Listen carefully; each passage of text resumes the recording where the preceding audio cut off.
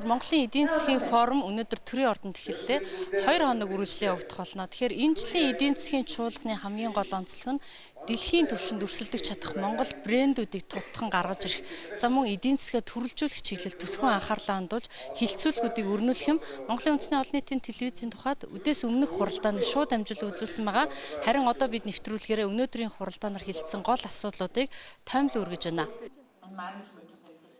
Жил бүр зохион байгуулагдаж уламжлалж ирсэн Монголын эдийн засгийн чуулган нь төр засаг, бизнес, олон нийтийн байгууллагууд, судлаач, мэргэжлэнүүдийн санал бодлоо уралдуулж хилцүүлэг өрнүүлдэг эдийн засаг нийгмийн хамгийн том хуралдаа юм а.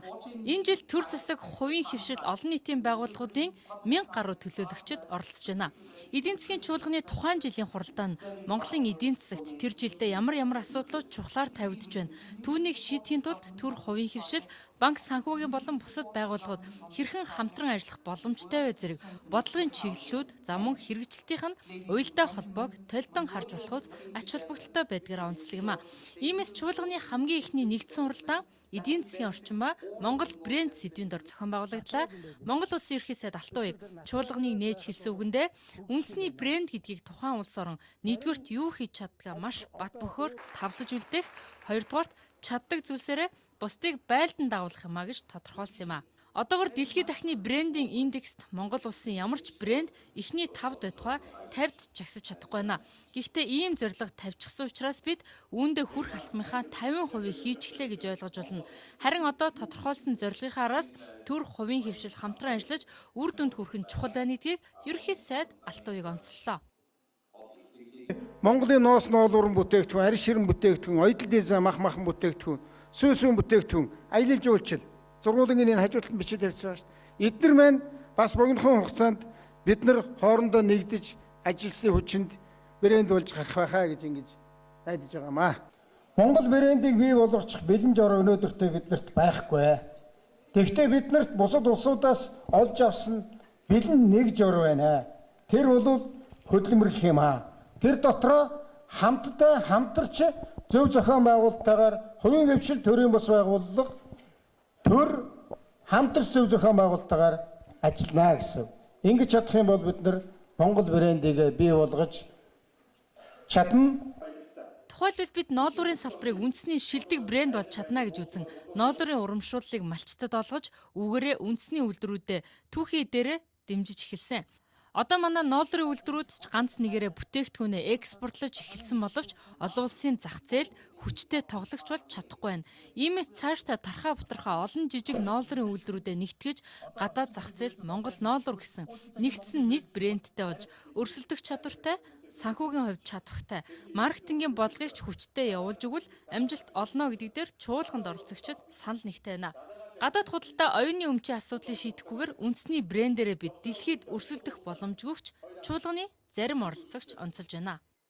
Брэндийг бий болгохын тулд юунууд төрөнд энэ эрх зүйн орчин дээр нь онцгой анхаарах ёстой. Тэгэхээр Монгол улсад энэ гадаад худалдааны эрх зүйн орчин үндсэндээ байхгүй гэж бол хэлж болно. Юу вэ гэхээр одоо Монгол улс гадаад худалдааны хуульгүй байгаа.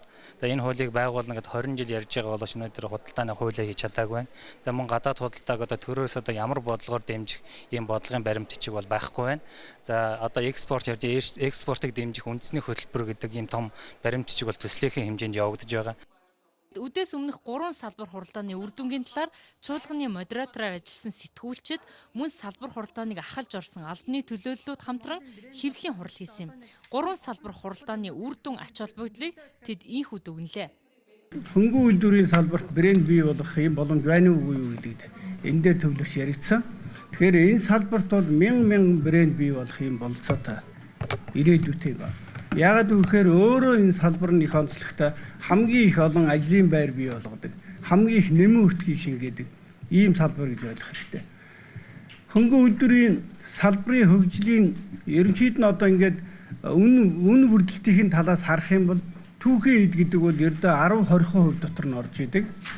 Зарим тохиолдолд 4-5% дээр нь хүртэл байх жишээ байна. Үлдсэн одоо 80% нь бол нөгөө хүмүүсийн хөдөлмөр, хүмүүсийн оюун санаа, хүмүүсийн зүтгэл, шинэлэг санаа энэ бүгд дээр одоо үлдсэн өртгөнд бий болдог. Энэ юу гэхээр тэр болгоно нөөрэ брэнд юм а. Ягаад сая нөгөө ноос ноолоор арьс ширэн дээр илүү төвлөрсөн бэ гэвэл улс орон брэнд болохдоо өөрийн онцлог, өөрийн одоо харьцангуй давуу тал дээр түшиглэх ёстой. Монгол улсын харьцангуй давуу тал бол энэ их уудам нутаг, энэ уудам нутагт байгаа энэ мал сүрэг, түүний гарч байгаа бүтээгдэхүүнүүд юм байна. Бид нар судлаад үзсэн чинь байна шүү дээ. Ийм сонин ашигтай бизнес ер нь байдаг юм уу юм гэдэг шиг бид нар энэ түүхийн идэ хэрвээ өөрсдөө боловсруулад өөрсдөө эцсийн бүтээгдэхүүн гаргах юм бол 10 дахин нугарна. 10 дахин нугарна. Өнөөдөр 400 тэрбум төгрөгийн ноолуурын одоо борлуулалт хийж гэнэ гэж байгаа бол бид нар 3 их 80 төгрөгийн ийм одоо борлуулалт хийх бүрэн болцоо. Хэрвээ энэ нь бүр одоо үн цэнтэй болоод брэнд болоод явах юм бол бүр их одоо үнд хүрэх жишээтэй. Өдөө аж ахуйн чиглэлээ ялангуяа энэ махны чиглэл, сүүний чиглэлээр бол брэнд үүсгэх нь боломж байна гэдэг энэ саналаа бол тавилаа. За тэгээд мөн манай хувийн хвшлийнхэн ялангуяа махны үйлдвэрлэгчдийн холбоо, сүүнийхний холбоо, пүүс компаниуд, төрийн бус байгууллагуудын зүгээс биднэрт тодорхой тооны саналуудыг тавьж байна. Энэ дээр бол мэдээж хамгийн гол чухлаар тавигдж байгаа асуудал бол санхүүгийн их усрын асуудал. За энэ дээр бол мэдээж мөнгө бол хязгаартай, гэхдээ сайн төсөл байгаад үр ашигтай төслүүдийг бол бид нар тодорхой хэмжээнд санхүүжүүлж эхэлж байгаа. Та бүхэн мэдж байгаа Монгол банктай хамтарч хэрэгжүүлж байгаа хөтөлбөрийн хүрээнд мөн дараагийн асуудлуудын Чингис бондын тодорхой хэмжээний эсхийг хөдөө аж ахуйн салбарт зарцуулах энэ шийдвэрийг бас засгийн газар ийм чиглэлтэй ажиллаж байгаа. За дээрэс нь хувийн хвшлийнхэн маань бас дараагийн хүсэж байгаа зүйл бол энэ зөв сайн одоо судалсан урамшууллын системийг бушуухан шиг нэвтрүүлж өгөөч гэдэг энэ асуудлуудыг тавьж байна. Ялангуяа шинжилгээний засгийн газар хөрөнгөө зарцуулах шаардлагатай юм 3 чиглэлийг бол томьёолж өглөө. Тэгэхээр шинжилгээний засгийн газар томоохон хөрөнгө оруулалтыг палеонтологийн музейнүүдэд зарцуулах шаардлагатай, үлэг гөрүүлийн аялал жуулчлалыг хөгжүүлэхэд зарцуулах шаардлагатай гэж одоо санал нэгтэйгээр эхний санал гарсан. За энэ яагаад ингэсэн бэ гэхээр та бүхэн мэдж байгаа. Яг жилийн өмнө 5 сарын 18-наас эхлээд Монгол улс Тарбасаурс Батарын хэрэг дээр нэхэмжил гаргаж эхэлсэн. Тэгээ энэ хэрэгээс ахуулаад энэ хэргийн талаарх мэдээлэл бол дэлхийд хамгийн их төгсөн маш олон одоо хэвлэл мэдээллийн салбараар одоо үн төлбөргүй сурталчилгаа одоо Монголын талаар явагдаж байгаа гол одоо брэнд маань манай одоо аялал жуулчлалын хувьд бол үлэг гөрүүл болоод байна. Ийм учраас үлэг гөрүүл ба говийг сурталчлах сурталчилгаа бол бэлтгэл ажил нэлээд хангагдсан байгаа учраас энэ дээр одоо үлэг гөрүүлийн аялал жуулчлалд засгийн газар зайлшгүй хөрөнгө оруулах шаардлагатай гэдэг дүгнэлтэнд хүрлээ. За хоёрдугаар дүгнэлт нь бол сая бас нүүдэлчин ахуй буюу уламжлалт соёл, бит бус соёлын өвийг нүүдэлчин ахуйгаар дамжиж сурталчлах. Аялал жуулчлалын одоо маш олон зүйлийг нүүдэлчлийн соёл өөртөө агуулж байгаа. Байгалийн аялал жуулчлалыг агуулж байгаа. Доктортой аялал жуулчлалын үнэт зүйлүүдийг агуулж байгаа. Соёлын аялал жуулчлалын үнэт зүйлүүдийг агуулж байгаа. Бит бус соёлын өвийг одоо амьдаар нь харуулах тийм одоо үнэт зүйлийг харуулж байгаа. За хамгийн гол нь Монголын одоо иргэдтэй танилцах, нөхөрсөх одоо удаан хугацааны найз нөхдийн дахин ирдэг тийм чанартай аялал жуулчлалыг хөгжүүлэхэд бол нүүдэлчин ахуйн одоо брэнд бол бүх талаар үйлчилж байгаа. Тийм учраас нүүдэлчин амьдралыг хിവэр нь хадгалах, бэлчээрийг хадгалах, мал аж ахуйн одоо уламжлалт арга барилыг алдагдуулахгүй байх, уламжлалт соёлыг алдагдуулахгүй байх гэдэг бол аялал жуулчлалын энэ том брендийг бол дэлхийн хэмжээнд гаргаж ирэхэд хамгийн чухал үүрэгтэй гэж үзэж байна. Тэгэхээр дэлхийн номер 1 нууц бол Чингис хааны бунхан юм а. Дэлхийд байгаа номер 1 одоо тийм тайлагдчихгүй онцгой бол Чингис хааны түүх юм а. Тэгэхээр Чингис хааны нэрийг бид хичнээн ч яриад бид нар Чингис хаан дээр хичнээн ч бүтээгдэхүүн гаргаад Чингис хааныхаа булш бунхныг гаргаж ирэхгүй энэ нууцлаг байлгах асуудал бол өөрөө манай археологийн 1-р номер 1 нууц, 2-р Монгол улс руу хүмүүсийг байнга татаж байх, байнга одоо нэрлийн үзүүрийг бол байнга байлгаж байх нэг юм одоо брэнд болж байна. Тийм учраас Чингис хаан археологийн уламжлал, археологийн түүхийн одоо зүйлүүдийг хамгийн нууцлаг зүйлээ нээхгүйгээр наан нь одоо сурталчлах маш олон шат амжилтыг бол бид нар хөрөнгө оруулалтын маягаар, дөрмийн маягаар бэлтгэх юм шаардлагатай гэсэн энэ бол хамгийн сонирхолтой гой брэнд болох юм байна гэсэн юм дүгнэлт гарсан.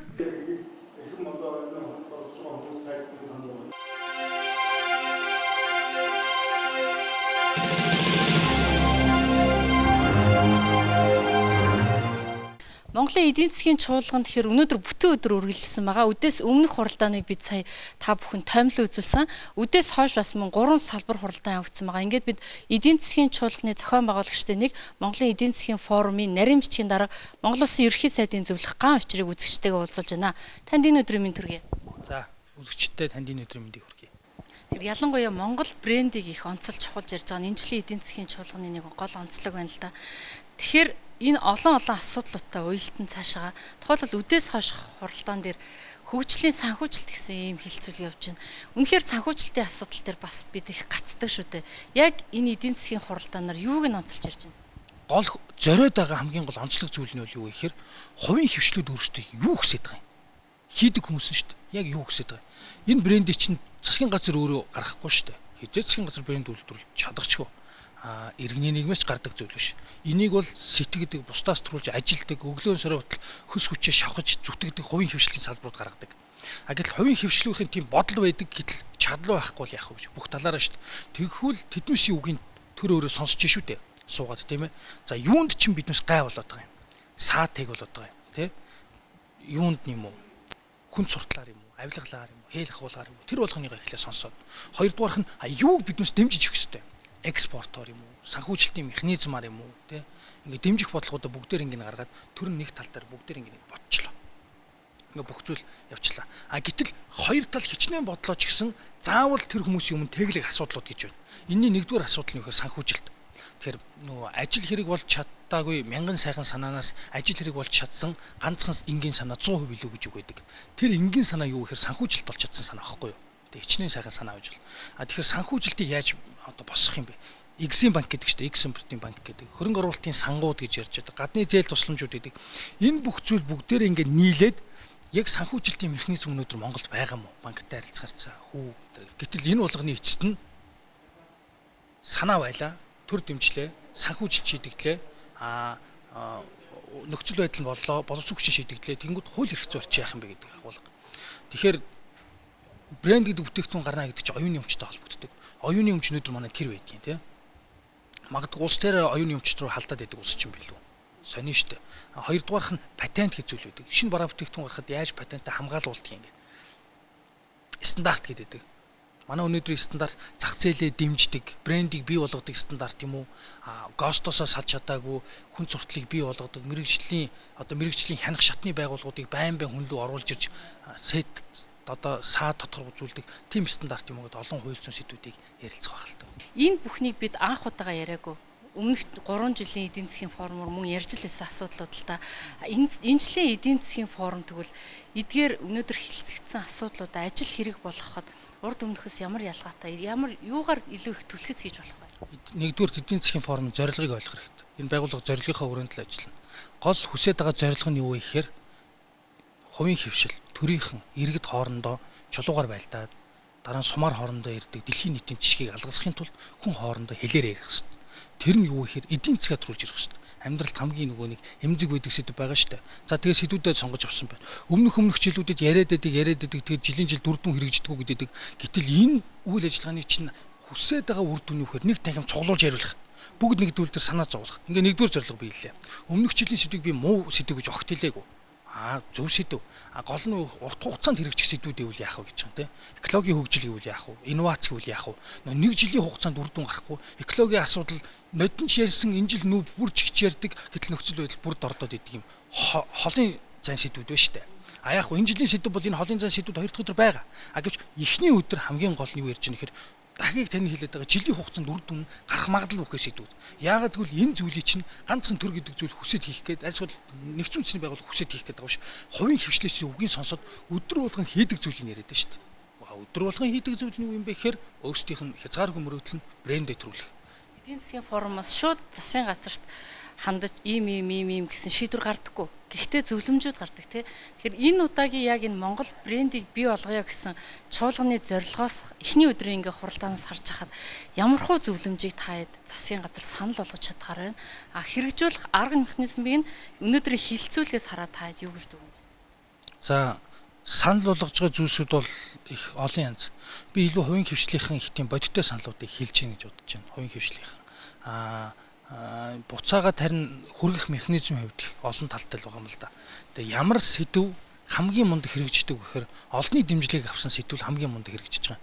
Тэгэхээр эдийн засгийн форум дуусгаад өөрсдөө тайлангуудыг гаргахад үнэхээр биднээсийн гаргаад байгаа тэр зүйл нь хувийн хвшлийнхний хүсэж байгаа эмзэг цэгд нь хатах юм бол хувийн хвшлийнхэн бүгдээрээ биднээсийг дэмжинэ гэдэгт маш итгэлтэй байна. Тэгээд засаг төрд өөрсдөө хүсэж байгаа зүйлийг одоо санал болгон шүү дээ. Хийг нь цаашлаад их олон тоогоор хандаж болно. Нөгөө талд нь бас нэг чухал яриад байгаа манай Монголд нэгдэл хэрэгтэй гэдэг маш олон үдээс хойш өмнөний хурлууд хэллээ шүү дээ, тэ.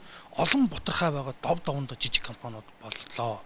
Гэтэл дэлхийн брэндүүд үүссэн түүхийг харж байхад олон байсан зүйлсүүд тоон олширч гэсэн үйл ажиллагааны хувьд бүгд орондоо нягтарсан байна. Жишээлхэд усан үзмийн дарсныхаа одоо усан үзмээ алдартай үйлдвэрлэхийн тулд компани олон байлаа гэж бодоход усан үзмийнхаа дарсын тариалдаг нөх талбайгаа дандаа хоорондоо нэгтгэсэн байна. Тэгэхээр нэгдэх тусмаа нөгөө санхүүгийн чадвар сайжирна, нэгдэх тусмаа одоо ноу хавнууд хоорондоо сайжирна, нэгдэх тусмаа санхүүгийн одоо бусад нөхцөл байдал бүгд сайжирна. Тэгэхээр энэ хувийн хвшлүүдийн хоорондын нэгдээд засаг төрлөө шахахгүй болохоор хин нэгнийх нь зөвхөн нэг компани тэнтэс ярихаар гомдолж байгаа юм шиг сонсогдоод байна шүү дээ. Өнөөдөр бол 6 салбарыг ерөнхий сайд онцолж ирлээ л да. Арь шир, ноос, ноолоор, аялал жуулчлал, сүү, махан бүтээгдэхүүн гэх мэт. Гэтэл яг эднэрийг ингээ хараад үзэхэд аль салбар нь тухайлбал бүгдийн зэрэг яваад түрээ явах, түлхээд явах хэрэгтэй юу төр. Эндээс сонгон шалгаруулад нэгээс хоёрыг нь маш хурдан хугацаанд дэмжиж илүү их үр дүн гаргах хэрэгтэй юу. Хамгийн түрүүнд ингээд алхам хийгээд за эдийн засгийн чуулганаас энийг анхаарах ийм зөвлөмжүүд гаргасан. Бид энэ дээр нь ингээд анхаарчих гэвэл таны хувьд өөрөө чинь чуулганы зохион байгуулж байгаа хүмүүсийн нэгнийх нь хувьд харж байхад аль салбар хамгийн хурдан эрчтэй Монголд хүч аваад гараад ирэх боломж байна. Тий. Төр дэмжинэ гэдэг байгаа чинь төр юугаар дэмжих вэ гэхээр хэрэв мөнгөөр дэмжих бол тэр мөнгө чинь буцаага тэр хувийн хвшлүүдээс авсан мөнгө шүү дээ. Татвар маягаар. Тэгээ өөрийнх нь мөнгөөр өөрийн дэмжин шиж явах уу. Хамгийн гол төрийн дэмжих зүйл нь саяны яриад байгаа тэр санхүүгийн нөхцөл байдал, хууль эрх зүйн орчин, хүний нөөц эднэс дээр боловсон хүчинтэй холбогдолтой. Суур зүйлүүдийг л гаргаж ирэх нь хамгийн чухал. Тэр бүрэн гүйцэд бүрдээг байна. Энэ зүйл бүрдэх юм бол одоо бол нөө капиталист уралдаан шүү дээ.